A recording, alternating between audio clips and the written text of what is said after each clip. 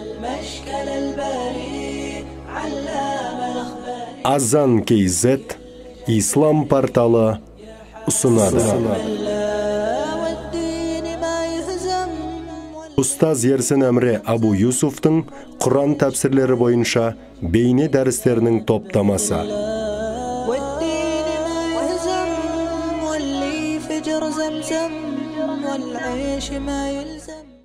أعوذ بالله من الشيطان الرجيم بسم الله الرحمن الرحيم الحمد لله رب العالمين والصلاة والسلام على نبينا محمد وعلى آله وأصحابه أجمعين رب اشرح لي صدري ويسر لي أمري واحلل عقدة من لساني يفقه قولي اللهم علمنا ما ينفعنا وانفعنا بما علمتنا وزدنا علما وعملا وتقا وإخلاصا يا رب العالمين أما بعد السلام عليكم ورحمة الله وبركاته. Иншаллах, Алла Субханаху ва Тағаланың қалауымен Бақара сүресінің тәфсирін әрі қарай жалғастырамыз. Біз сіздермен 113-ші аятқа келіп тоқтаған болатынбыз.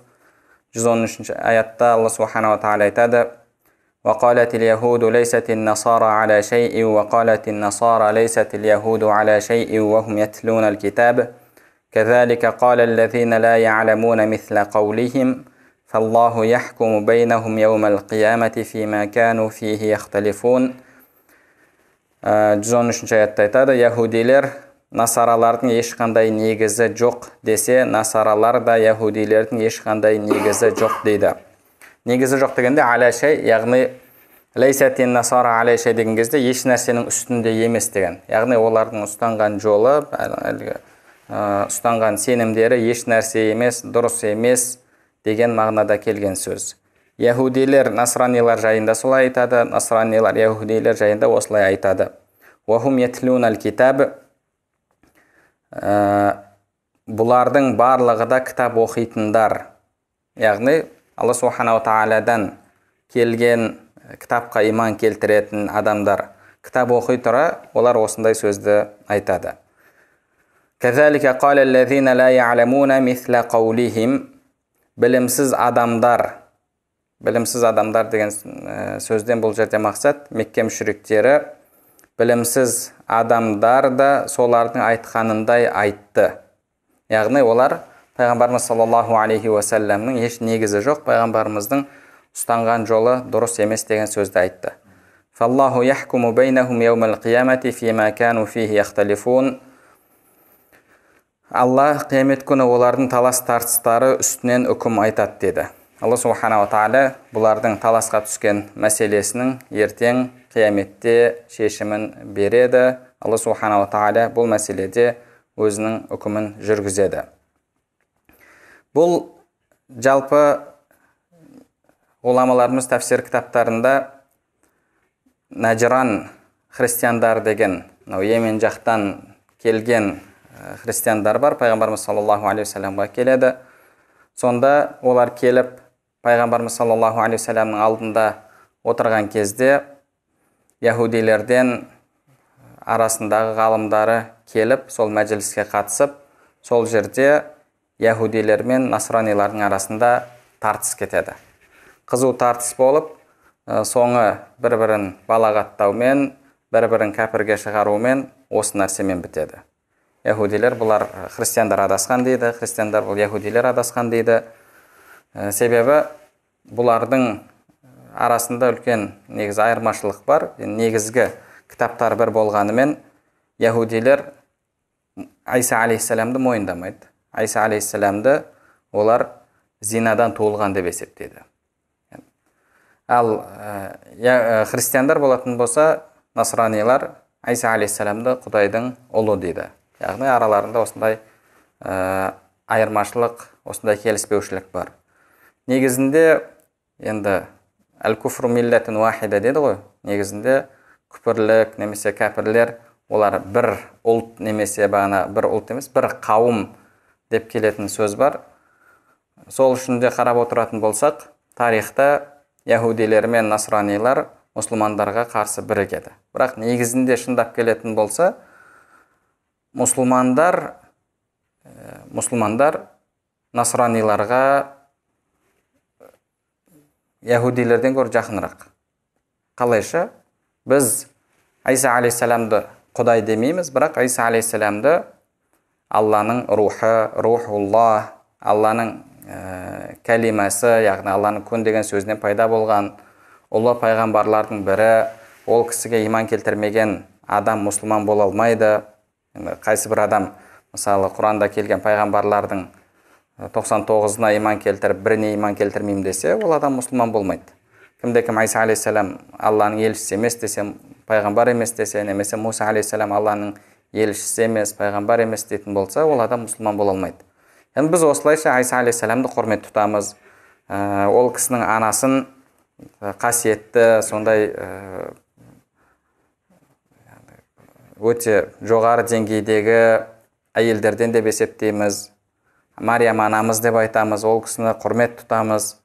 Ал яһудилерге қарайтын болсаңыздар, яһудилер оны зинадан бала тапты, ол Айса басқа деген секілді осындай нәрсені айтады. Және Айса алейхиссаламның олардың тарихында, жалпы енді ол тарихта болды ғой, өлім жазасына кесілуіне яһудилердің дін басылары тікелей атсалысты.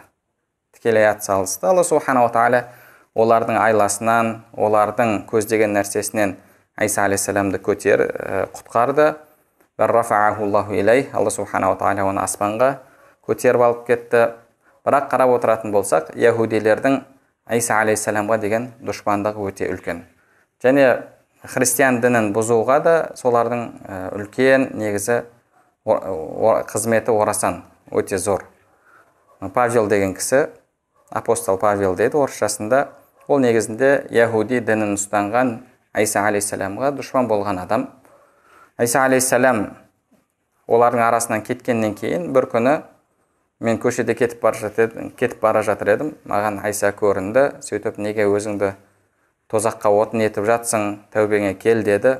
Мен сол жерде ақиқатты біліп тәубеге келдім. Болды, мен енді осы Айса алейхиссалам жолын ұстанамын деді. Енді ол жерде оның көзіне көрінді ме, көрінген жоқ па, бұндай мәселелер жалпы ол. Көзіме көрінді, түсімде көрінді деген секілді нәрселер, бұлар негізі зәти нәрсе деп айтылады арабша. Ғылымда зәти маудуи деген нәрсе бар. Зәти маудуи, зәти бұл жеке субъективтік мәселе. Яғни, оны сен дәлелдей алмайсың. Оны бір ғылым, бір білім дәлел ретінде алып, соны басқа біреуге дәлел еткізіп жеткізе алмайсың. Мысалы, мынаған неге сен сенесің десе, біреу айтады, мен жүрегім осыған бұрылып тұрады, немесе түсімде пәленшіні көрдім, осыны маған көрсетті деген секілді сөз айтатын болса, бұл бір нақты дәлел емес, сыртқы өмірде. Ал енді, мысалы, нақты ғылыммен дәлелденетін нәрсе бар, оны маудуи нәрсе дейді. Яғни, әлгі кісі солай айтты да, одан кейін христиандарға кіріп, хат жаза бастады әркімге.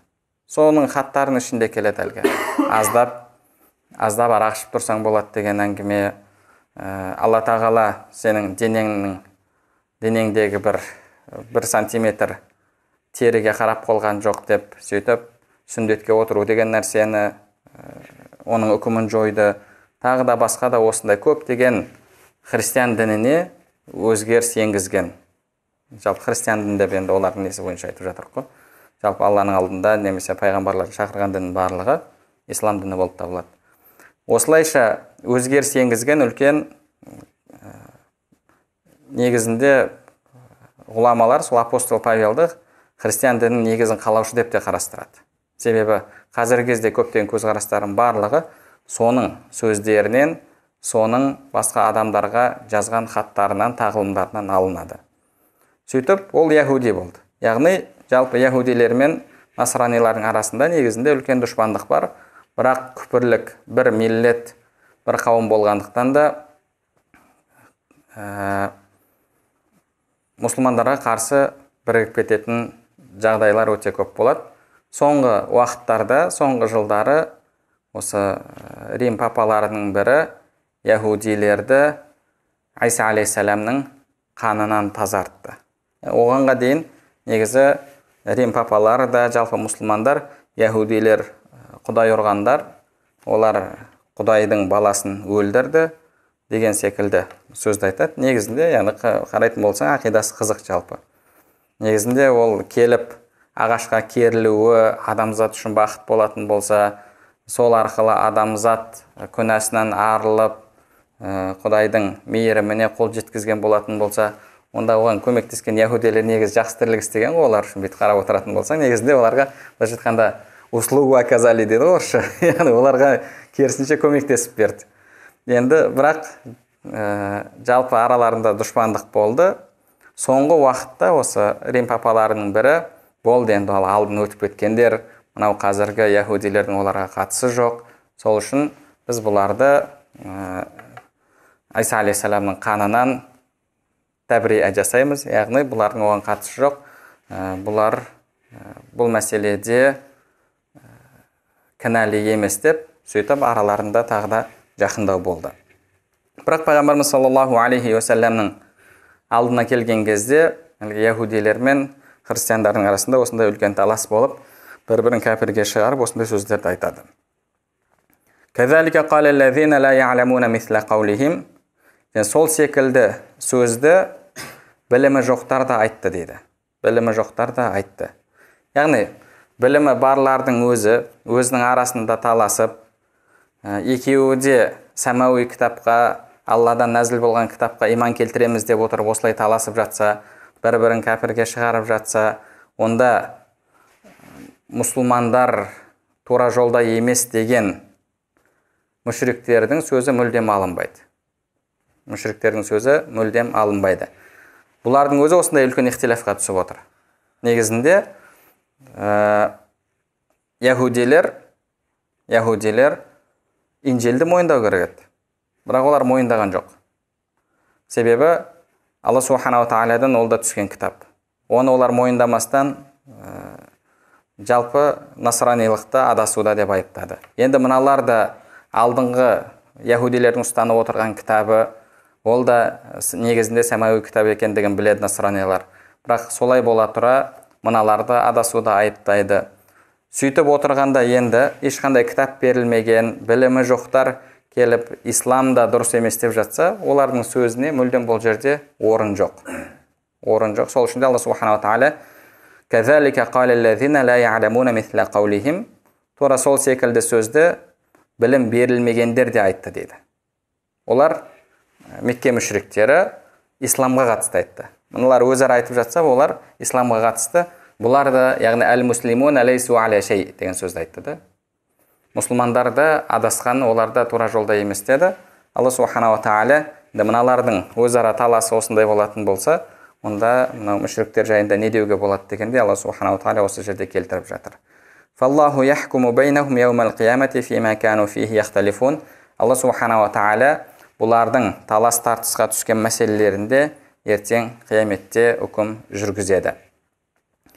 وَمَنْ أَظْلَمُ келесі аят 114 аятта وَمَنْ أَظْلَمُ مِمَّنْ مَنَعَ مَسَاجِدَ اللَّهِ أَنْ يُذْكَرَ فِيهَا اسْمُهُ وَسَعَى فِي خَرَابِهَا أُولَئِكَ مَا كَانَ لَهُمْ أَنْ يَدْخُلُوهَا إِلَّا خَائِفِينَ لَهُمْ فِي الدُّنْيَا خِزْيٌ وَلَهُمْ فِي الْآخِرَةِ عَذَابٌ عَظِيمٌ. Алланың мешіттерінде Алланың атын ауызға алуға тыйым салған, яғни Алла зікір етілуіне тыйым салған, және мешітті бұзуға ұрынғандардан өтер залым бар ма? Олардың мешіттерге қорыққан түрде ғана кірулері лайық. Олар бұл дүниеде қорлық көріп, ахиретте ауыр жазаға тап болады.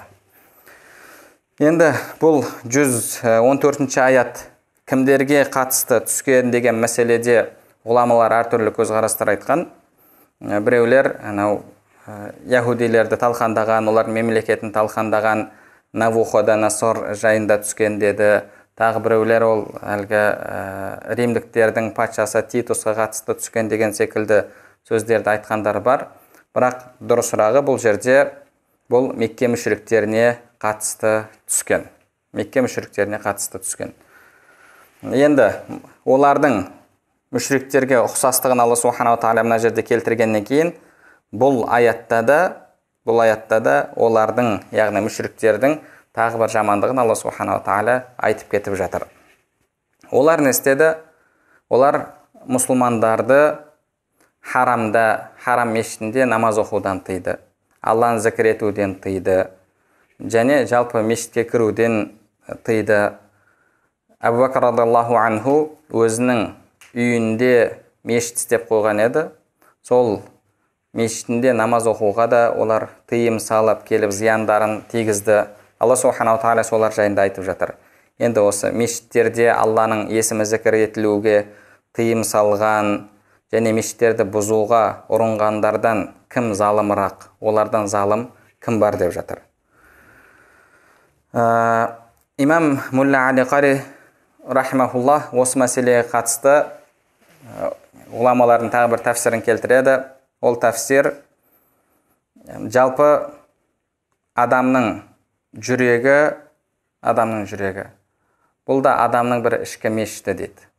Бұны көбірек тасауф ғалымдар айтқан сөз, адамның ішкі мешіті дейді. Енді сол жүрегін Алланың зікірімен толтырмастан, керісінше оның ішіне басқа жаман нәрселерді кіргізіп, жүректің дерті болған ауруларды кіргізіп, осылайша жүрегін құртқан, жүрегін бұзуға әрекет еткен адамнан қандай залымырақ адам бар дегенде тәфсирді береді. Ал негізінде бұл аят сол мүшриктерге қатысты түскен. Алла субханаху ва тағала пайғамбарымыз саллаллаху алейхи уассаламға сүйінші хабарын жеткізіп, улаика ма кана лахум айядхулуха илля хаифин, олар мешіттерге қорыққан түрде ғана кіруге лайық деді. Яғни олар болашақта сондай уақыт болады, харамға, жалпы харам мешітіне, Меккедегі қорыққан халде кіреді. Яғни егер жасырынып кіретін болса, негізінде олардың мешітке кіруге мүлдем құқылары жоқ. Құранда Алла субханаху ва тағала бұған қатысты аят түсірді. Пайғамбарымыз саллаллаху алейхи уассалам кейін Мекке фатх етілгеннен кейін сахабаларын жіберіп, сол жерде бұдан кейін Каабаны мүшрик келіп тауап етпесін деп, жалпы Меккеге кіруге тыйым салынды оларға. Одан кейін жалпы Әл-Жазира Әл-Арабиядан, яғни сол жерлерден, жалпы сол қалалардан мүшриктер, тағы да басқа да дін өкілдері ұзақтатылды. Алла субханаху ва тағала бұл жерде, яғни сондай уақыттар келеді, олар бұл мешітке кіре алмайды. Енді қазір тыйым салып жатқан болса сендерді, және Сулхул Худайбия болатын жылда пайғамбарымыз саллаллаху алейхи вассалам умра жасаймын деп шыққан кезде алдынан тосып кіргізуге рұқсат бермеді. Пайғамбарымыздың кіруіне олар тыйым салды. Бірақ Алла субханаху ва тағала Құранда айтқандай: لا تدخلون المسجد الحرام إن شاء الله آمنين محلقين رؤوسكم لا تخافون. Иншалла, сендер сондай ешқандай қорқынышсыз қажылық жасауға, умра жасауға, харамға кіресіңдер деп пайғамбарымыз саллаллаху алейхи вассаламға сүйінші хабарын жеткізді. Лахум фид дуния хизю ва лахум фил ахирати азабун азим. Бұл дүниеде оларға қорлық бар, және ахиретте ауыр азап бар дейді. Бұл дүниенің қорлығы оларға жалпы мешіттен тыйғандарға, жизия немесе бағанағы исламға қарсы шыққандарға Алла субханаху тағала басқа да бұл дүниенің өзінде азаптарын берді, және олар сол өздері кезінде қарсы шығып немесе билік жүргізген Меккеден ұзақтатылды. Ал ахиреттегі олардың азабы бұдан да ауыр. Алла субханаху тағала аяттың жалғасында 115-ші аятта айтады: «Валиллахил машриқу вал магриб». Шығыста, батыста Алланыкі. «Фаайнама туаллу фасамма вajhullah». Қайсы жаққа бет берсеңдер де, яғни қайда бет бұрсаңдар да, Алланың жүзі сол жақта. Алланың қыбыласы сол жақта. «Инналлаха васиун алим». Алла расында аса кең, толық білуші дейді. Енді бұл аят жалпы бұл аятқа қатысты ғұламалардың арасында не себепті түсті, немесе алдыңғы аятқа қандай байланысы бар деген мәселеде түрлі көзқарас бар. Имам Фахриддин Ар-Рази рахимахуллах мынандай пікірді айтады бұған қатысты, және басқа да пікірлерді келтіреді. Бұл яһудилер жалпы Байтул Мақдиске, яғни Ақсаға қарай құлшылықтарын жасайды. Олардың қыбласы сол жақ. Сол жерден Алла тағала көтерілген немесе сол жерге түскен деген секілді олардың бір ақидасы бар. Насранилар олар шығыс жаққа қарап құлшылығын жасайды. Енді қазіргі уақытта барлығы сондай ма, Аллаху әлем. Бірақ сол уақытта шығысқа қарап құлшылығын жасайтын болған себебі шығыс жақта Айса алейхиссалам дүниеге келді дейді. Аятта келеді ғой. لِنَجْعَلَهُ آيَةً لِلنَّاسِ وَرَحْمَةً مِنَّا وَكَانَ أَمْرًا مَقْضِيًّا فَحَمَلَتْهُ فَانْتَبَذَتْ بِهِ مَكَانًا شَرْقِيًّا деп келеді. Яғни сол шығыс жақта болды немесе шығыс жаққа қарай барды деген аятта келгенде олар шығысты жалпы қасиетті деп сол үшін біледі. فَإِنَّمَا تُوَلُّوا فَثَمَّ وَجْهُ اللَّهِ. Енді қайда жүздерің бұрсаңдар да Алланың қыбласы сол жақта деді. Бұл жерде енді алдыңғы аятқа бұның қатыстылығы қалай? Жалпы яһудилер, насранилар біреулері қазір айтып кеткендей ақсаға қарап намаз оқыды, құлшылығын жасады. Біреулері шығысқа қарап өздерінің құлшылығын жасады. Себебі олардың ақидасында Айса алейхиссалам осы дүниеге енді. Яғни олардың Құдай дүниеге енді, дүниенің ішінде болды. Осы әлемде болды, жүрді. Яһудилерде де тура сондай өзінің жаратқан осы әлеміне кіретті, әлемінде серуендеп жүре береді, адам бейнесіне кіріп алып жүре береді. Библияда келеді ғой. Ибрахим алейхиссаламға 3 адам келді, бейтаныс. Үшеуі келген кезде бірден бір бұзау сойды, бұзауды сойып, сол жерде лахм машуи дейді, арабшасында солай келеді. Былайша айтқанда шашлык істеді. Қазіргі тілмен айтатын болсақ, соны үшеуі тойып жеп алды. Үшеуі екі періштемен Құдай еді дейді. Екі періштемен Құдай еді дейді. Бізде екі періште келді, олар жеген жоқ. Не үшін жемейсіңдер деген кезде біз Алланың елшілеріміз деді. Періштелер жемейді, ішпейді, әлгі жыныстық қатынасқа түспейді, көбеймейді. Алланың бұйрығын орындау үшін жаратылған Алланың құлдары. Енді бұлардың ақидасында жоқ, Құдай әлемге ене береді, және бұл дүниеде жүре береді. Алла субханала тағала оларға айтып жатырды. Бұл жалпы батыста, шығыста барлығы Алланың жаратылыстары. Ал Алланың жаратылысына енген нәрсе, оның өзі жаратылыс, қалайша ол Құдай болуға лайық дегенде, яғни Алла субханала тағала оларға бұл аяттарда бір жағынан рад, яғни қарсы жауап беріп жатыр. Бұл бір тәфсир. Екінші бір тәфсирде негізі олар харам мешітінен тыйды, жалпы соған қатысты бұл аят осы жерде өзінің орнын тапты деді. Негізінде адам енді сол Масжидил Харамды білмесе, қай жақта екенін, Каабаның қай жақта екенін білмесе, онда не жасайды, соған қатысты бұл аят. Алла субханала тағала бұл аятта жалпы шығыста, батыста Алланыкі екендігін айтып жатыр. Яғни шығыс, батыс, оңтүстік, солтүстік барлығы Алланың жаратқан жаратылысы, Алланың мүлкі. Алла субханала тағала қалаған жағын, қалаған тарапты қыбла етеді. Алдыңғы аятта олар қалайша бұл харамды қыбла етті, неге ақсадан бұрылып кетті, басқа деген нәрсені айтты ғой. Алла субханала тағала айтып жатыр, шығыста, батыста барлығы Алланыкі. Каабаның өзі, ол Алла тағала қыбла еткендіктен де бізге қыбла болды. Алла субханала тағала қаласа басқа жақта бізге қыбла етер еді. Яғни ол бір өздігінен, оның бір өзінде бір сол қыбла болатындай бір нәрсе болғандығынан емес, Алла субханала тағала қыбла еткендіктен де бізге Кааба қыбла болды. Алла субханала тағала қаласа басқа жақта да бізге қыбла етіп берер еді.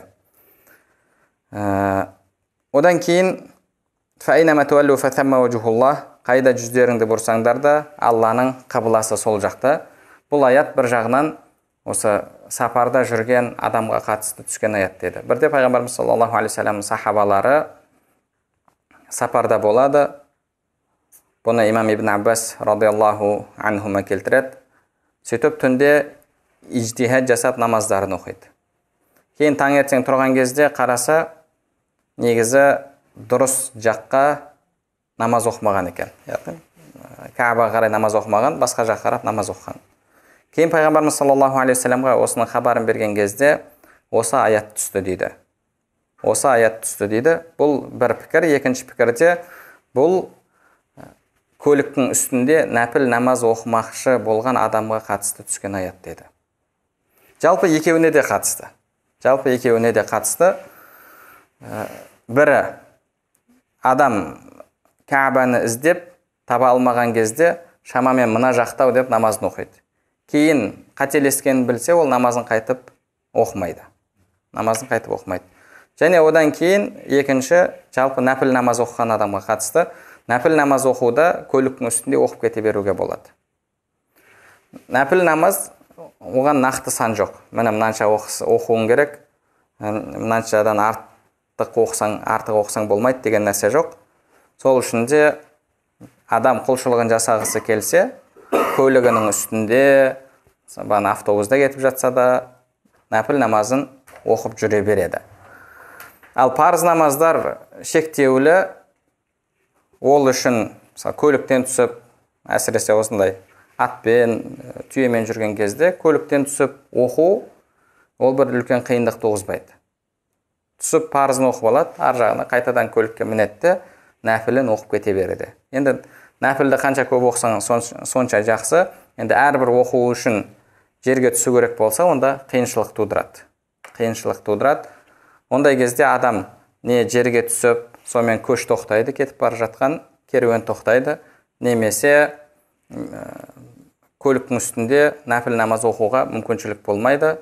Сол үшін Алла субханаху тағала жеңілдетіп, нәпіл намаз оқимын деген адамға көліктің үстінде оқып кете беруге рұқсат берді. Және одан кейін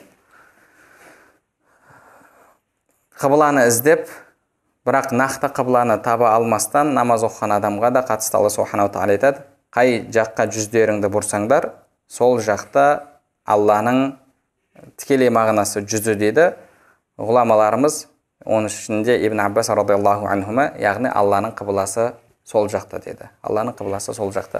Және одан кейін бұл аят жалпы әлгі жаудан қашып бара жатқан, қыблаға бет бұра алмайтын, біліп тұрса да қыблаға бет бұра алмайтын адамға да қатысты екендігін айтады. Құранда Алла субханаху тағала айтады: «Фа ин хифтум фарижалан ау рукбана». Әлгі намазға бекем болыңдар деген аяттан кейін қорықсаңдар, онда жүріп кетіп бара жатқан халдеріңде, жаяу жүріп бара жатқан халдеріңде, немесе көліктің үстінде оқып кете беріңдер деді.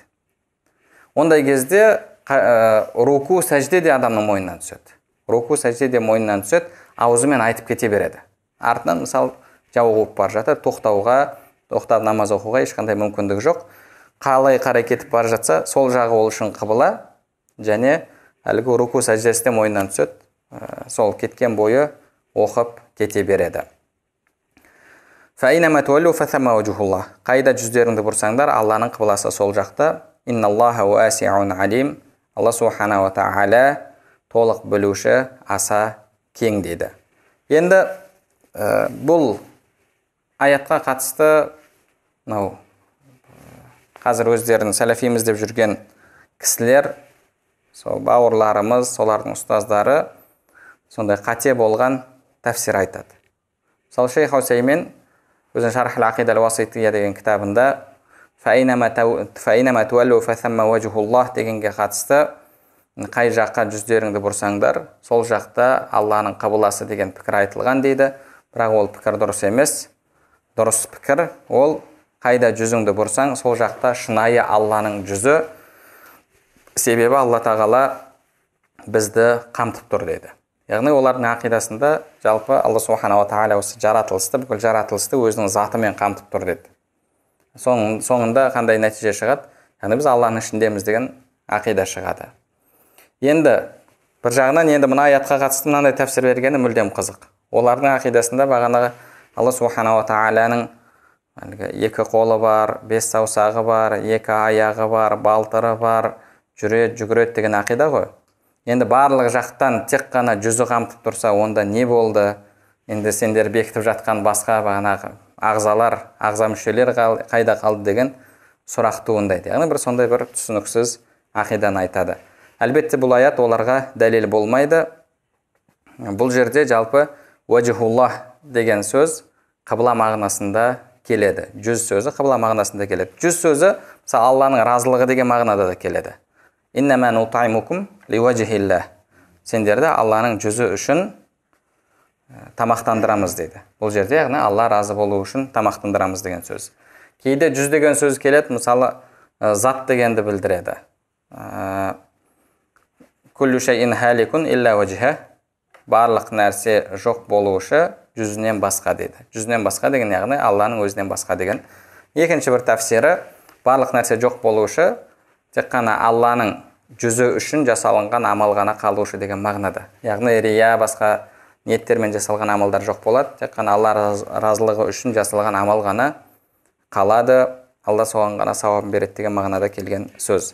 Уәжих сөзі әртүрлі мағынада келеді. Жалпы бұл жерде кейде имам Фахриддин Рази ол байтуллах, нақатуллах деген мағынада да сондай тіркеспен де келген мағынада болуы мүмкін дейді. Сондай тіркес ретінде келген сөз болуы да мүмкін дейді. Мысалы байтуллах, нақатуллах деген кезде бұл жерде идафатул махлуқ илал халиқ, яғни жаратылысты жаратушыға тіркестіру. Алланың түйесі бар, Алланың үйі бар деп айтпаймыз ғой. Бірақ Құранда байтуллах деп келеді, нақатуллах деп келеді. Сол секілді бұл жерде уәжихуллах дегенде, яғни Алланың қыбласы деген мағынада келген дейді. Уәжих сөзі бір жағынан, яғни ма татаваджаху илейх, соған бағытталатын. Мысалы адамда жүзі уәжих деп аталады. Не үшін? Себебі адам сол жүзімен бағытталады біреуге. Жүзімен бағытталады. Қыблаға да адам жүзін бұратын болғандықтан да оған да осылай қолданылады дейді. Алла субханала тағала алим, білуші, кең. Енді бұдан кейін Алла субханала тағала яһуди насранилардың және сол секілді мүшриктердің тағы бір өте үлкен ауыр олардың адасқан тұсын айтады. Бұл Аллаға бала телу, яғни Алланың баласы бар деп айтулары. Ол мәселені Алла нәсіп етсе, иншалла, келесі дәрісімізде үйренеміз. Алла субханала тағала бәрімізге пайдалы білім нәсіп етсін, білімдерімізге амал етуімізді, амалдарымыздың қабыл болуын нәсіп етсін. Субханак ва бихамдик, ашхаду ан ла илаха илля ант, астағфирук ва атубу илейк.